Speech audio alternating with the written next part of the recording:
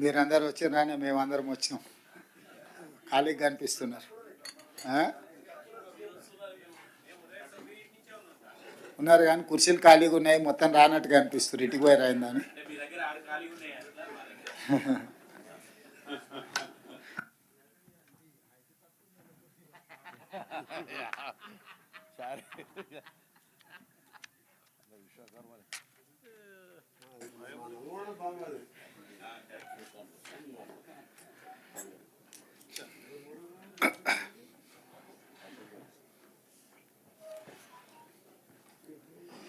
Media మిత్రులకు నమస్కారం. 2025 సంవత్సర శుభాకాంక్షలు. కొత్త సంవత్సరం, మొదటిసారి పత్రికా సమావేశం. మీకు అందరికీ కూడా నూతన సంవత్సర శుభాకాంక్షలు తెలియజేస్తూ, తెలంగాణ రాష్ట్ర రైతాంగానికి కూడా ఈ నూతన సంవత్సరంలో మంచి జరగాలని, ఈ ప్రభుత్వం వాళ్ళను అన్ని రకాలుగా ఆదుకోవాలని, వ్యవసాయం దండగ కాదు వ్యవసాయం పండుగ చెయ్యాలని మా ప్రభుత్వం పట్టుదలతో చేపట్టిన కార్యక్రమాలలో భాగంగా రైతు భరోసాకు సంబంధించి శాయశక్తుల ప్రతిపక్షాల నుంచి మొదలు పెడితే పత్రికల ప్రసార సాధనాల వరకు ఊహాగానాలు చేయడం, ఉన్నవి లేనివి ప్రభుత్వ నిర్ణయాలని మీకు మీరే ప్రకటించి రైతులలో గందరగోళాన్ని సృష్టిస్తున్నారు. కాబట్టి ఆ గందరగోళాన్ని దూరం చేస్తూ రైతులకు ఒక శుభవార్త వినిపించాలని ఈ మంత్రివర్గ సమావేశంలో సహచరులందరి సూచనల మేరకు ఈరోజు నిర్ణయం తీసుకోవడం జరిగింది. రైతు భరోసా కార్యక్రమంలో భాగంగా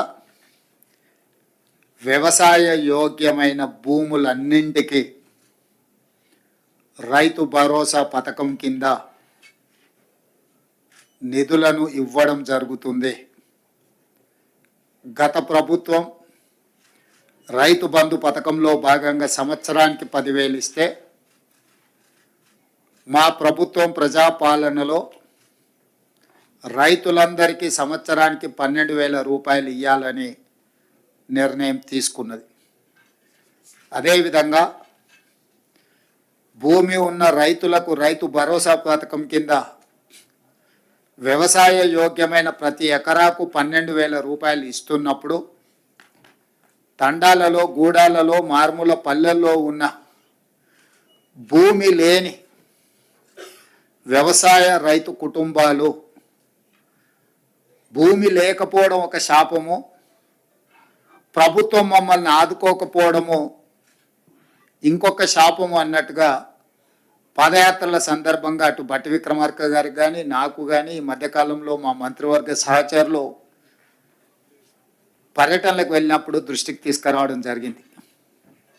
అందుకే మా ప్రభుత్వం భూమి లేని వ్యవసాయ కుటుంబాలకు ప్రతి సంవత్సరానికి 12,000 రూపాయలు వాళ్ళకు కూడా ఇవ్వాలి, వాళ్ళు కూడా మన సమాజంలో మనలో భాగమే అని గుర్తించి ఈ పథకాన్ని అమలు చేయాలని నిర్ణయం తీసుకున్నది.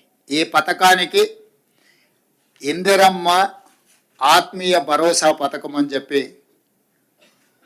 నామకరణం చేయడం జరిగింది. ఈరోజు భూమి ఉన్న వ్యవసాయ యోగ్యమైన భూములకు రైతులకు ఎకరాకు 12,000 ఇవ్వడమే కాకుండా, భూమి లేని వ్యవసాయ కుటుంబాలకు సంవత్సరానికి 12,000 రూపాయలు ఇందిరమ్మ ఆత్మీయ భరోసా పథకం కింద ఇవ్వాలని నిర్ణయం చేయడం జరిగింది. ఇదే కాకుండా చాలా సంవత్సరాల నుంచి రేషన్ కార్డుల సమస్య పేదవాళ్ళను పట్టి పీడిస్తుంది. అందుకే రేషన్ కార్డు లేని అందరికీ నూతన రేషన్ కార్డులు ఇవ్వాలని కూడా ఈ మంత్రివర్గ సమావేశంలో నిర్ణయం తీసుకోవడం జరిగింది. కాబట్టి ఈ అన్ని పథకాలు జనవరి 26, 2025 నుండి ప్రారంభం కాబోతున్నాయి. జనవరి 26, 2025కు ఒక ప్రత్యేకత ఉన్నది. మన రాజ్యాంగం అమలు జరిగి డాక్టర్ బాబాసాహెబ్ అంబేద్కర్ గారు మన రాజ్యాంగాన్ని ప్రసాదించి అమలు చేయబట్టి 75 సంవత్సరాలు పూర్తి చేసుకుంటున్న సందర్భంగా జనవరి 26, 2025 నుంచి పథకాలను అన్నింటిని కూడా అమలు చేయాలి అని చెప్పి మా ప్రభుత్వం నిర్ణయం తీసుకున్నది. అదేవిధంగా వ్యవసాయ యోగ్యం కాని భూములు అంటే రాళ్ళు, రప్పలు, గుట్టలు, రోడ్లలో పోయిన వాటికి లేదా మైనింగ్ చేస్తున్న భూములకు లేదా నాలా కన్వర్షన్, రియల్ ఎస్టేట్ వెంచర్లు, పరిశ్రమలకు తీసుకున్న భూములు, అదేవిధంగా రైతుల నుంచి ప్రభుత్వం సేకరించిన భూములకు రైతు భరోసా వర్తింపజేయము. ఎలాంటి గందరగోళం ఉండాల్సిన పని లేదు. రాళ్ళు, రప్పలు, గుట్టలు, రోడ్లకు, అదేవిధంగా పరిశ్రమలకు లేదా రియల్ ఎస్టేట్ వెంచర్లుగా మారిన భూములకు రైతు భరోసా ఇవ్వబడదు. దీనికి సంబంధించి మా రెవెన్యూ అధికారులు గ్రామాల వారీగా సమాచారాన్ని సేకరించి గ్రామ సభల ద్వారా ప్రజలకు వివరించడం జరుగుతుంది. కాబట్టి ఈరోజు ఎవరైనా పరిశ్రమలుగా మారిన భూములు కానీ, రియల్ ఎస్టేట్ వెంచర్లు జరిగిన భూములు కానీ, ప్రభుత్వం సేకరించిన భూములు, ఆల్రెడీ ప్రజల నుంచి ప్రభుత్వం సేకరించిన భూములు ఉన్నాయి. కానీ రెవెన్యూ రికార్డులలో, ధరణిలలో లోపాల వల్ల కొంతమందికి ఆ రకంగా కూడా రైతు భరోసా పథకము గతంలో నిధులు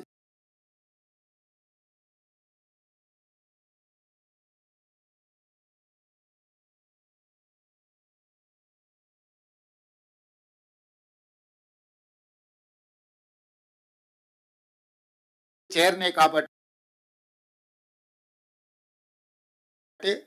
దయచేసి మీరే స్వచ్ఛందంగా ముందుకు వచ్చి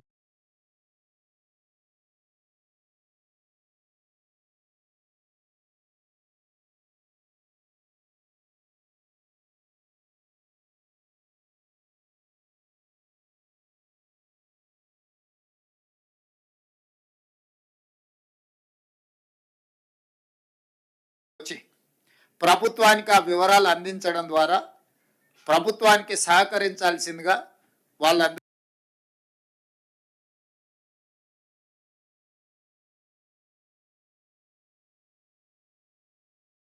మేము విజ్ఞప్తి చేస్తున్నాం.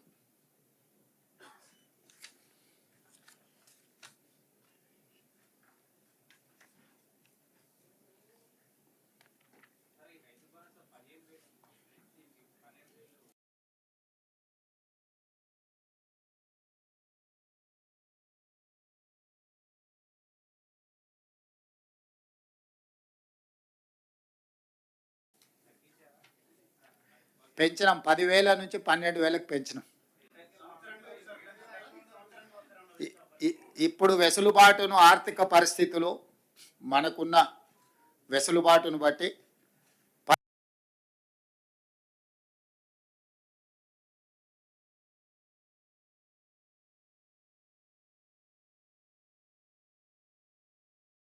₹10,000 నుంచి ₹12,000 పెంచుకోవడం జరిగింది.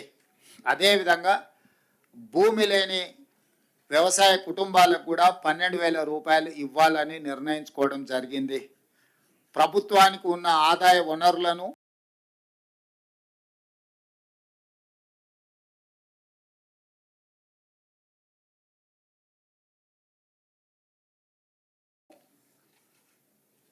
ప్రభుత్వం ఆదాయం పెంచడం, పేదలకు పంచడం మా ప్రభుత్వం యొక్క విధానం.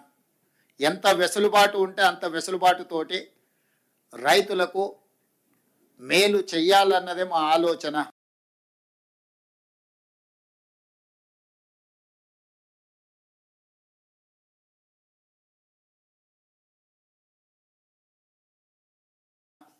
దాంట్లో భాగంగానే గత ప్రభుత్వం ₹10,000 మాత్రమే ఇస్తే మా ప్రభుత్వం ₹12,000 ఇవ్వడం జరిగింది.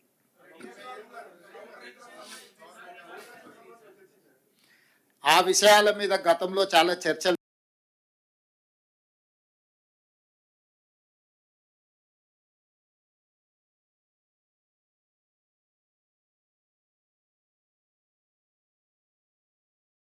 జరిగినాయి.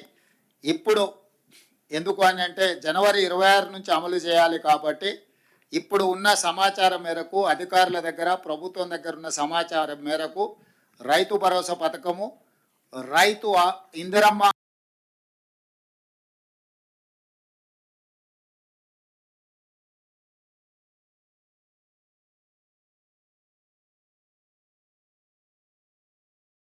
ఆత్మీయ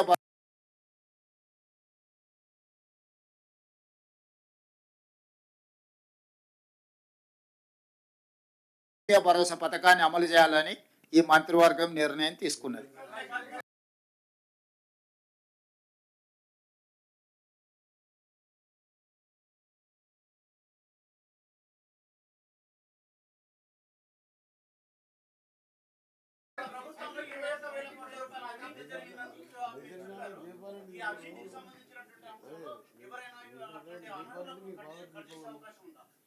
ఇప్పుడు గతంలో ఏం జరిగిందో దాని వెనక్కి వెళ్తే కేసీఆర్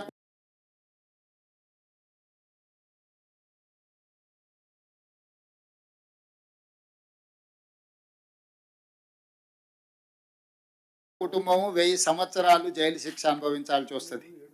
కాబట్టి వాటికంటే భవిష్యత్తులో తప్పిదాలు జరగకుండా నిజమైన రైతులకు మేలు చేయాలన్నదే మా ప్రభుత్వం యొక్క విధానము. కాబట్టి ఈరోజు ఒక మంచి నిర్ణయం ఈ మంత్రివర్గ సమావేశంలో తీసుకున్నాం. కాబట్టి మీడియా మిత్రులకు కూడా నా సూచన, అనవసరమైన అంశాలు అనవసరమైన వివాదాలకు తావియ్యకండి. స్పష్టంగా మళ్ళీ నేను చెప్తున్నా, వ్యవసాయ యోగ్యమైన ప్రతి ఎకరాకు రైతు భరోసా వస్తుంది. ప్రతి ఎకరాకు సంవత్సరానికి 12,000 రూపాయలు ఇవ్వడం జరుగుతుంది. భూమి లేని వ్యవసాయ రైతు కుటుంబాలకు సంవత్సరానికి 12,000 రూపాయలు నగదు ఇవ్వడం జరుగుతుంది.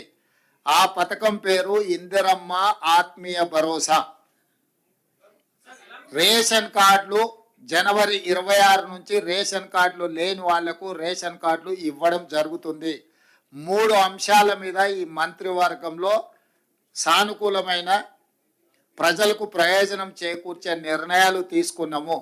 మీడియా మిత్రులు ఈ 3 అంశాలను ప్రజలకు చేరవేయాల్సిందిగా కోరుకుంటూ మీ అందరి దగ్గర సెలవు తీసుకుంటున్నాను.